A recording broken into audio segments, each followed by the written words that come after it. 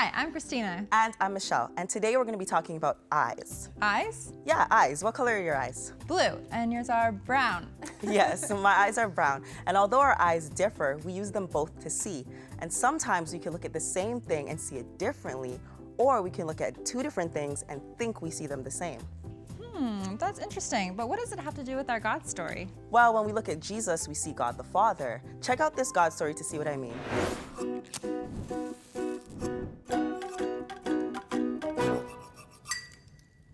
And that's also today's big idea.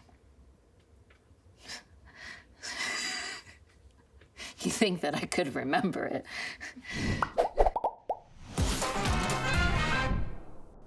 Hi friends, my name is Zulema, and have you ever had a dream that was so vivid when you woke up you couldn't tell if you were still in the dream or not? That's happened to me a couple of times, but this one time I was dreaming and it was really, really scary. And all of a sudden I just woke up because I was so scared and I jumped out of bed and I had to tap on different parts of the furniture in my bedroom to make sure that I was actually in my bedroom and awake and not still in the dream. Today's story is about how God spoke to a man named Joseph through a dream. And in that dream, God told Joseph that his wife-to-be was going to give birth to a son, and he would be called Jesus. Jesus is God's son, and that Jesus is God with us. And that's also today's big idea. Jesus is God with us. Today, we're starting in the book of Matthew, because this is where we can read about the birth of Jesus. But in order for Jesus' birth to really make sense, you've got to know that this is the moment that all of history has been waiting for. Have you ever felt like you've been waiting forever for something? That's exactly how the Israelites had been feeling. They had been waiting forever for their rescuer, their Messiah, their King. We know him as Jesus, but they didn't know him yet. Let's open up our Bibles to Matthew chapter 1, verse 1, and see what it says. This is a record of the ancestors of Jesus the Messiah, a descendant of David and of Abraham. If you keep on reading, you'll see a really long list of names. And all of these names represent the family tree of David, which we talked about last week. Okay, so we get through the whole family tree, all the branches, all the names, and you see that there's Joseph. And Joseph is married to Mary, and Mary has a baby, and his name is Jesus, and he is the Messiah. Okay, so I just said that Joseph was married to Mary, but well, let's just keep reading and we'll get the whole story. This is how Jesus the Messiah was born. His mother Mary was engaged to be married to Joseph, but before the marriage took place, while she was still a virgin, she became pregnant through the power of the Holy Spirit. In the book of Luke, we learn all about this. We learn how an angel came to Mary and told her that she would become pregnant with God's son. And Mary wasn't quite sure about this, but she told the angel that she would serve God in this way. Now, Joseph, when he learned that Mary was pregnant, he wasn't quite sure what to do either. Like Mary, he was confused. How could she be pregnant? While he was trying to figure out what to do, he had a dream. Let's read about it. As he considered this, an angel of the Lord appeared to him in a dream. "Joseph, son of David," the angel said, "do not be afraid to take Mary as your wife, for the child within her was conceived by the Holy Spirit, and she will have a son, and you are to name him Jesus, for he will save his people from their sins." So imagine you're Joseph, and you know that this woman you're engaged to be married to, that she's a virgin. But yet, an angel just tells you that your fiance is pregnant and that this baby was conceived through the Holy Spirit. In fact, in Joseph's time, and as part of his culture, if a man found out that the woman he was engaged to was pregnant and the baby wasn't his, he had every right to end the relationship, to break off the engagement. But let's keep reading so that we can learn more of the story. All of this occurred to fulfill the Lord's message through his prophet. Look, the virgin will conceive a child. She will give birth to a son, and they will call him Emmanuel, which means God is with us. When Joseph woke up, he did as the angel of the Lord commanded and took Mary as his wife. So Joseph married her. He did exactly what the angel told him to do. And when the baby was born, he named him Jesus. If you're like me, you've heard the story of Mary and the birth of Jesus a lot, probably every Christmas. But we need to be careful because there are other parts of this story that are just as important, like we've talked about today, like we talked about Joseph. Don't forget that an angel also appeared and spoke to Joseph and gave him instructions about what he was to do. And he was obedient to that, and he got to be Jesus' father on earth. And that's pretty amazing. And even Joseph got to see that Jesus is God with us. Friends, thanks so much for spending time with me today. I'll see you later. Well, you could really see Jesus in all those Bible references, and it really leads to the fact that Jesus is God with us. Yeah, and a really practical example of this is like when you watch a movie and there's a really cool stunt scene and you can't tell the difference between the stunt performer and the actor.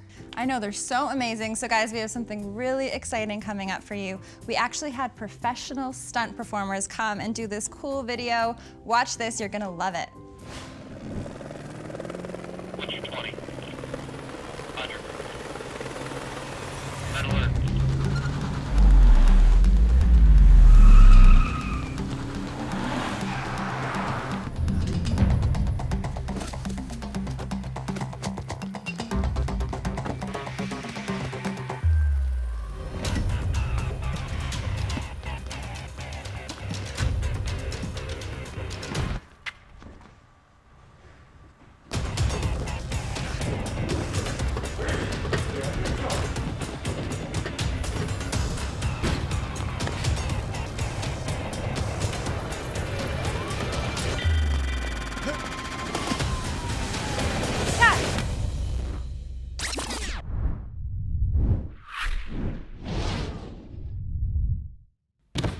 Yeah, let's see.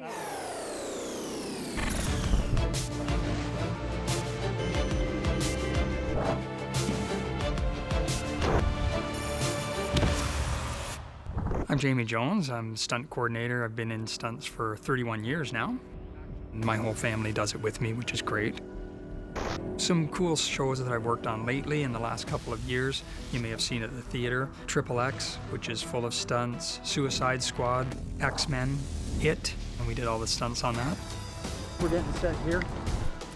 And action. So to start off the day, we had Braden running around the corner and the car chasing him.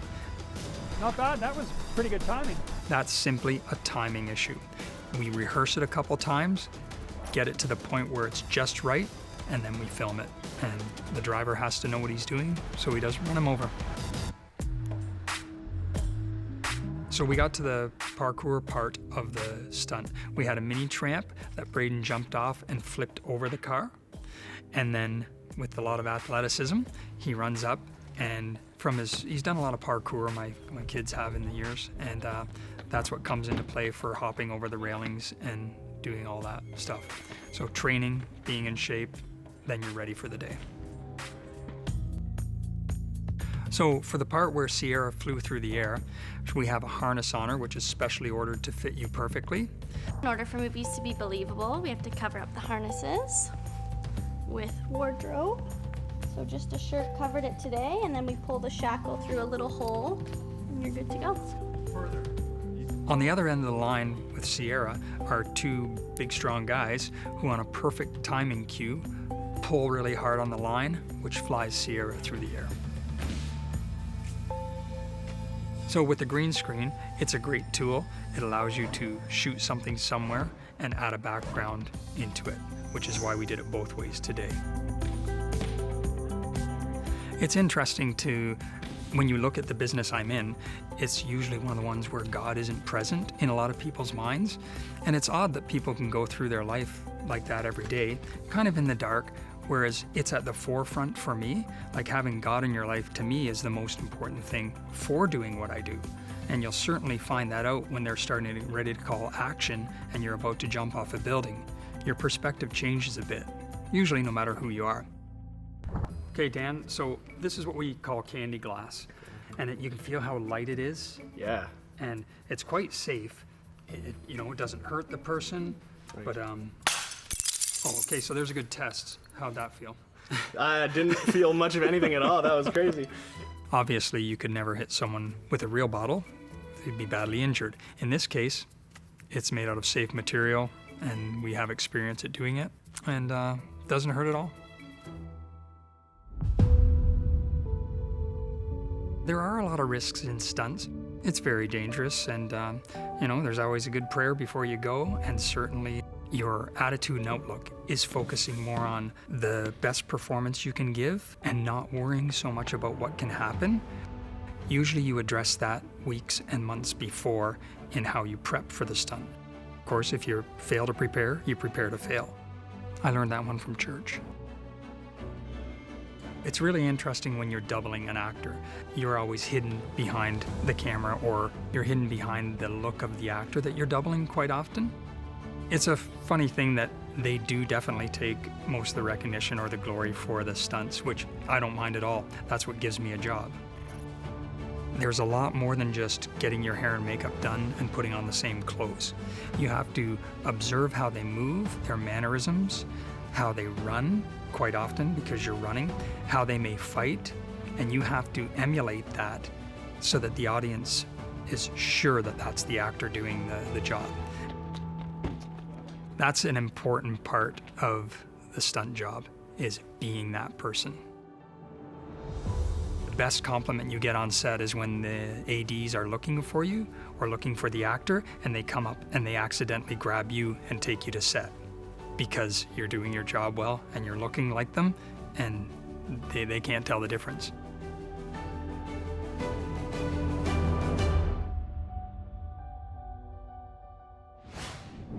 That was so amazing. Jamie and his team are awesome. They are so good, and I love that part where Braden just flies over the car. Definitely. And did you notice that if the stunt performer does a really good job, you can't tell the difference between them and the actors? That's really true, and it really makes me think of Jesus, because when we look at Jesus, we are actually seeing the Father's heart. Yeah, and the stunt performer takes the fall for the actor, and it kind of reminds me how Jesus took the fall for us. That is so true. Now guys, these are professional stunt performers. They know what they're doing. Please don't try these tricks at home. Definitely not. Now let's break into our small groups and see what this would look like in our lives.